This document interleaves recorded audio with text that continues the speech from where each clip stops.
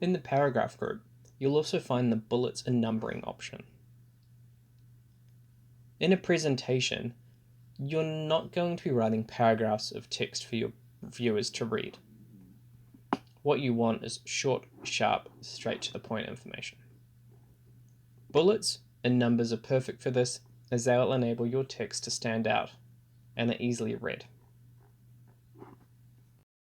Sometimes you'll find that the text boxes in PowerPoint will automatically put in a bullet point.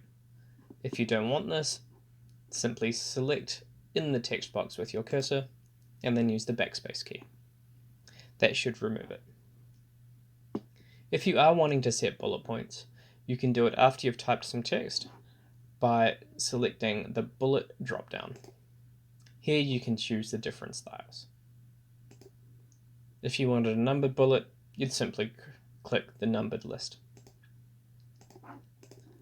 You can use the tab and the indent function to make multi-level lists. Have a play around with this as you're going through to see what designs you can come up with.